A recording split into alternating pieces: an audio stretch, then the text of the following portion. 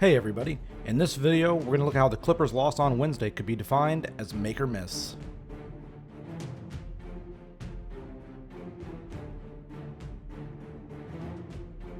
You've heard the old adage time and time again, it is a make or miss league. Here, Reggie Jackson ices the screen, forcing Josh Richardson away from the screen from Maxi Kleber. When the ball gets back to Kleber, Kawhi Leonard does a solid job of running Kleber off the three-point line. Paul George darts over to try to steal this pass to Porzingis, but doesn't get it. However, the Clippers have a good rotation here. Marcus Morris correctly stunts at Luka Doncic to force him to make a decision. And then Doncic is going to take a contested three-pointer with Kawhi Leonard getting a hand up in his face. However, Doncic makes this, but this is the kind of shot the Clippers are okay with. This is yet again good defense by the Clippers up until the end result. This screen here forces the Clippers to switch, which the Clippers are more than happy to do, especially with Batum as the main switching ingredient on the screen. And what ends up happening is Jalen Brunson's going to dart up off of a curl against Lou Williams. Lou Williams runs into the screen, but Williams does a good job of coming off of this to contest a possible three-point attempt. And Dallas is now late in the shot clock and works the ball back up to Luka Doncic at the top. With the shot clock winding down, Kawhi Leonard knows he has to get up on him, and he does. However, when Doncic pump fakes to get Leonard in the air, Leonard closes the distance too much and gets called for the foul. Doncic makes this shot. It's a crazy shot, and it's just one that is just absolutely a killer. You can play great defense in the NBA and just not have it matter. That doesn't mean the process was bad. Lou Williams digs down at the elbow on the drive. Good decision. Nicholas Batum is the low man in the corner. He knows that Doncic likes to pass to the corner off of these. Closes out on Kleber, forces him to put the ball on the floor. And this is going to force Dallas into resetting late in the shot clock with the ball up top. This is good defense so far by the Clippers. Doncic is then going to go into his step back. This is the problem with defending Luka Doncic. He wants to go always left into a step back. Great contest by Terrence Mann. Does not matter one bit as Doncic makes this. The Clippers are totally fine if Doncic wants to shoot threes. Historically, while it is his third year in the league, he's not an absolute knockdown three-point shooter. You're fine with him taking them. However, the one thing you don't want him to do, and they said this postgame, was you don't want to allow him to go left. He's more comfortable left. Jackson goes under the screen here, and Willie Cauley-Stein's going to reset the screen on the other side. Jackson's going to come out over the top of this now, and he's going to defend and get a good contest on this Doncic three. But what happened? Doncic was going left, and he ends up making this one as well. It wasn't just Doncic that killed the Clippers on shots like these in this game. Josh Richardson, who shoots in the low 30s, 31, 32% from three this season. Here, the entry pass is denied by Batum for Porzingis. Richardson's then going to pull the trigger on this three. Reggie Jackson's in position, gives a solid contest, but Richardson makes this. All right, we're late in the shot clock here, late in the first half. Tim Hardaway Jr. has the ball reset at the top on the wing against Lou Williams.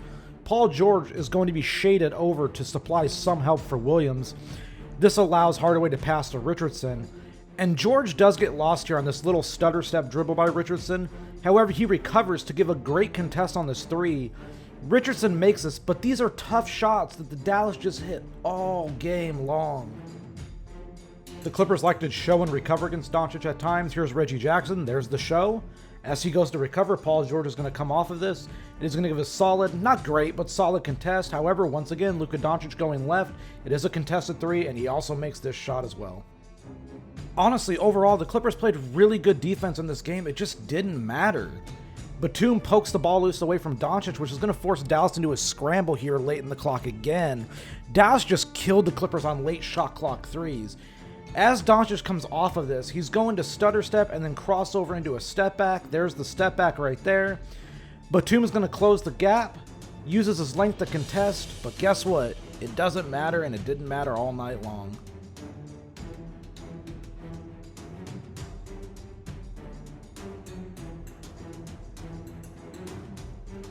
It wasn't just that Dallas made tough threes. It was also that the Clippers missed good looks by good shooters. We're going to start off here with Kawhi Leonard driving baseline. It draws the defender from the nail down to help. This allows Leonard to kick it out. Jackson's going to make the read that Doncic is rotating and kicks to an open Morris. Morris hesitates here, but there's no hand up. There's no real contest on this. He just ends up missing a fantastic look here. Once again, we're about to see a Leonard drive, draw a help defender, and lead to a wide open Morris three.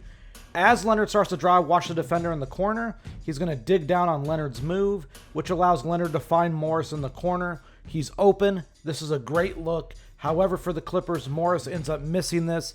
These are the types of shots the Clippers have made all year, especially from the corner, and it's one that they really needed to make in this game. Just putting the ball in the mid-post can generate wide-open looks too, or just at least not contested looks.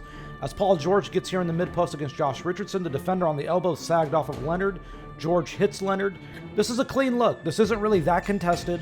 Leonard has made these all season, but he ends up missing this one, and it kind of hurts the Clippers here early on in the game. This is such a beautiful out-of-bounds play here. So baseline out of bounds. Jackson cuts at the nail, draws the defender. George curls off. Batum with the little rub screen. As George comes down, Batum's going to pop out, and George bounce passes right into Batum at the three-point line. This is a very clean look for Batum. He's been money for most of the season, but he misses this shot here.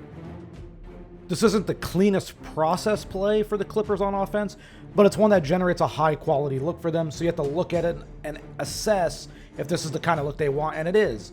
Zubac screens for Paul George here. It's going to allow George to come downhill a little bit against Porzingis. He kicks out to Morris. Morris reads the defender coming over. He's going to swing, and this forces the Clippers to do a reset real quick, but they flow right into a pick and roll. Dallas switches it. Leonard reads that Morris is open because the defender digs down at the nail. Ball gets deflected, which is the kind of wonky part of this, but Leonard still finds Morris. He's wide open. This is clean. Look, he makes 9 times out of 10, just not on a night like this, and the Clippers really needed him to make these looks. The Clippers losing was more than just one man. It's not all on Marcus Morris missing open looks. Here, Lou Williams drives, draws Porzingis from the corner, kicks it to Batum. Batum reads that Josh Richardson's going to swing down to kind of contest this, kicks it right to Morris. This is an absolutely astoundingly wide open look. Morris misses this one as well. It was just an off night for him here. I promise you I'm not picking on Marcus Morris. This is just the sequence of how everything unfolded. It is a make-or-miss league. Everyone has nights like this. As Williams drives, Cauley-Stein digs down, leaving Morris open. Morris gets the ball after a deflection and just resets it with Williams at the top. They're then going to flow into a pick and roll here. However, Morris, as we know, when he sets the screen, he's going to pop.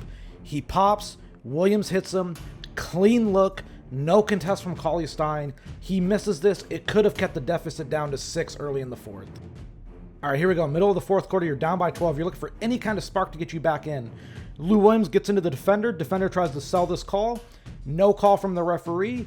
Wide open 3 for Lou Williams. If he makes this, this is a 9-point game with 5.5 to go, but he misses. It was that kind of night.